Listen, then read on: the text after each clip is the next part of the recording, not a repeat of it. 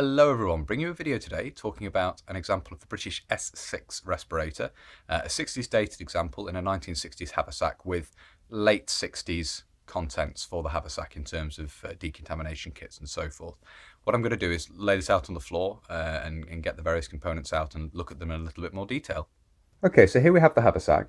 This particular example is dated 1967 and they seem to have been introduced in the late 1960s. Although there was a transitional period where you certainly see S6s being carried in earlier Haversacks. The Mark 6 and the Mark 7 show up in photos of Northern Ireland in 1969, presumably due to a shortage of these. And I imagine troops in the British Army of the Rhine were the first to get them. And they were certainly in the greatest risk from MBC threats, chemical warfare and so forth. So we'll talk a little bit about the details of the Haversack first, and then we'll talk about the contents. So in terms of design, obviously it's this tapered shape, which is to take the respirator inside with the canister here and allow room for the other bits and pieces. When we look inside, obviously we'll see how best use has been made of the limited space in this. It's quite a small Haversack, as you can see. It's not a large pouch by any means. There's no provision for carrying a spare canister as there was later on. The closure is by quick release in the centre here and two press studs, one on each side, or snaps in American terminology. You have at the top here a large loop which will allow you to remove the quick release when wearing gloves. You can easily get your hand in there and pull it. There's no fiddling around with a little tab, and a sharp pull will unfasten, excuse me. It's easier when you're actually wearing it than having it on the floor and trying to pull that way, but that will release the press studs as well. You can see obviously the loop and everything is exactly the same design as used with the 1958 pattern web equipment. On the left hand side here we have the D-ring for the shoulder strap. Lower down we have a little pouch here, in common with the later nylon Haversacks, a little pouch with the string which will stabilise the Haversack on the chest or at the hip. These were worn on the chest, as you'll have seen in the previous video I made talking about the MVA and the British Army, comparing them in the 1970s. I had this on the chest of the mannequin there, and that's based on training footage from the time period, so quite common to do. It does make it very accessible. There's no real details on the back here. There's no belt loop or anything, just plain canvas at the back there. On this side we have the other D-ring for the shoulder strap and the button for the string. So in common with the Mark 7 previously, there's a gap with the light anti-gas respirator Haversacks which just had D-rings to tie the string off to. The button is reintroduced on this design, and you loop the string around that to secure the string, obviously to stabilise the Haversack. The shoulder strap is quite an interesting design in that we have a buckle here. It can be shortened by, but you also have these press studs, and that means that you can fold the strap over as I had it before. We'll just do that in reverse. So female comes to male, and then male comes to female, and you can shorten the strap down like that. And obviously when wearing it around the neck, as I had it on the mannequin in the previous video, worn on the chest, the strap can be shortened down further using that method. So that's quite interesting. As well as having the adjustment buckle, you have this method of doing it as well, which is obviously a lot quicker and something you could potentially do wearing gloves and so forth. You could shorten the strap down just using the press studs.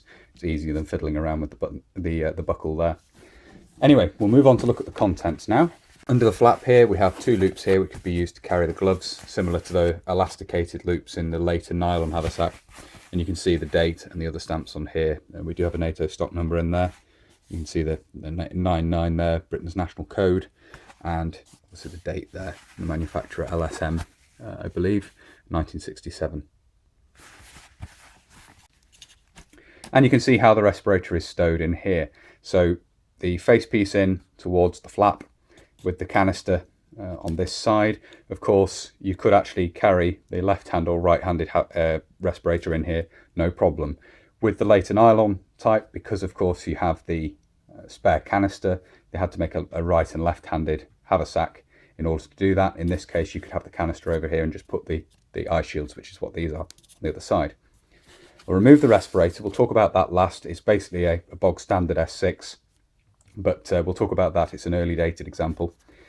We'll talk about that in a minute. On the left here, as we're looking at it, you have the eye shields, and these were still carried at the time.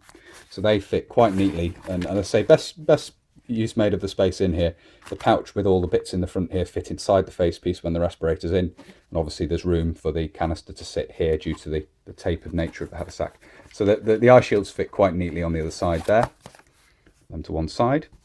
And down in the bottom, if I bring this up here, you can see we have the redoubtable old anti-dim tube in the bottom there in a webbing loop, and that is a Mark 7. You can see there, standard anti-dim outfit, the cloth at one end and the compound at the other. Then the main area of interest then is this little vinyl pouch at the front. In fact, there's a separate loop in here as well, which we'll talk about what's in there first actually. This is a reproduction of the period atropine injectors. There we go. It took a little bit of playing around, but we got it to focus.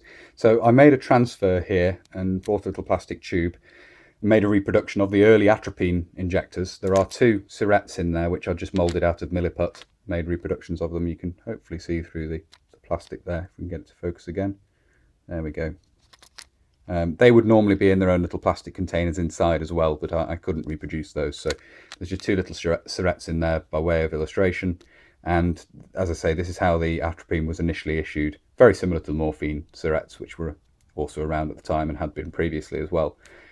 So as I say, that's the early atropine injectors, and this is copied off a manual, illustrations and photographs in a manual from the 1960s, and copied this as the early form of atropine injections.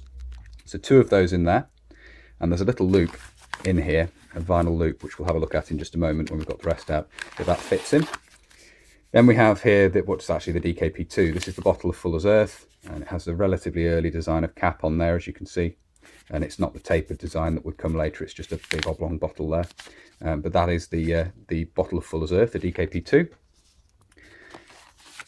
Next thing we have in there is the detector paper, and this is a very late 60s dated example, if it'll focus here. 1269, so December 1969.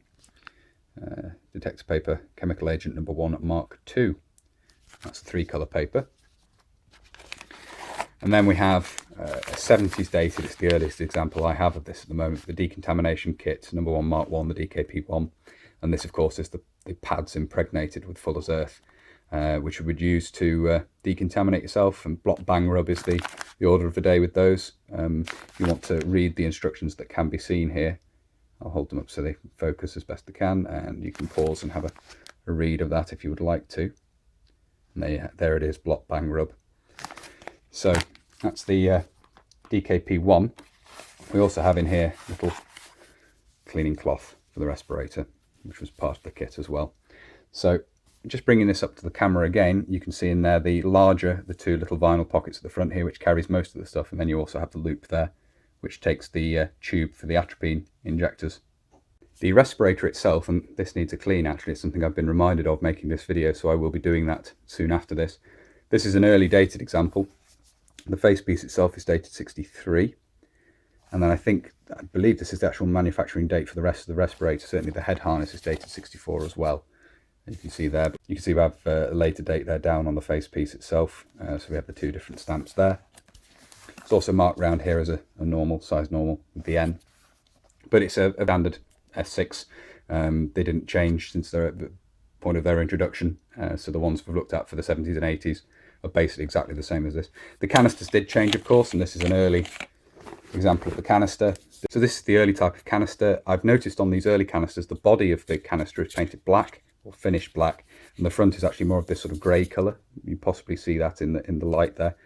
Black, dark grey, and the metalwork itself is marked at the front here. If we can get this to focus, there we go. So we have the PR number there, and CW down here, and then we have 265, and I believe that's the actual date of the metalwork being stamped and manufactured. And then I believe the date of the completion of the canister with its contents and so forth is on the back here, 22/6/65. So that's the canister, an early type of canister. These will be changed later on, as I've talked about in other videos, to have the inhale holes around the edge of the canister rather than just in the centre here. My understanding is this was because it was noted that if a soldier fell asleep in a dugout or a trench and leant up against a wall, this could be easily obstructed, and obviously having the holes around the edge prevented that. But other later designs of canister go back to having something more central, so I don't know quite whether the story behind that is entirely accurate, but it would make sense. But this, as I say, is in the early design of canister.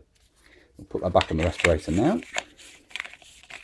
Standard NATO 40mm filter thread, of course. And then if we move the standard design of head harness you'll have seen on previous videos looking at the S6. The nasal cup there, above that you have the holes which allow you to fit the respirator spectacles into the front of the facepiece. And then we have, of course, the seal here with the adjustment valve there. The seal, sort of an inflatable seal around the edge of the face there. Little drain hole in the bottom there for sweat, to allow sweat to drain to the bottom. In theory, that should be blown out at the exhale valve at the front there. And it's a standard S6 facepiece, so there's not a huge amount more to talk about there. The S6, of course, is always interesting because it has these oddly shaped eyepieces, which are actually curved. And that's quite fairly unique in terms of respirators. I'm not aware of another example of respirators other than those derived from the S6, which have this design. But quite an interesting element of the design. I understand it did cause some issues with vision, peripheral vision being blurred and distorted, which is not ideal. But nevertheless, a very effective design of respirator. So there we have the Haversack and contents.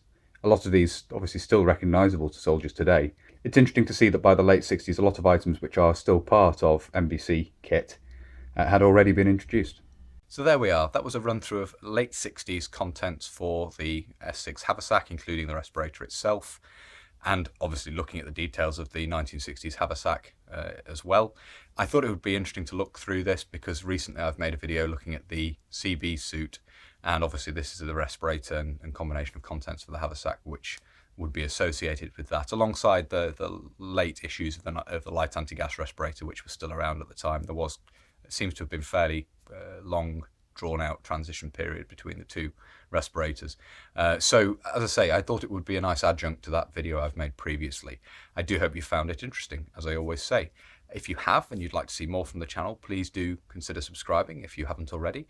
And whether you've already subscribed or you're newly subscribing, do make sure you hit the little bell, the little notification button down below. That, of course, will mean you're alerted when I upload future videos. There's also Patreon and PayPal. If you really, really like my channel and you like my uploads and you'd like to support the channel, you can. They're linked down below. And a big thank you to everyone who supports the channel using those two methods. It's greatly appreciated.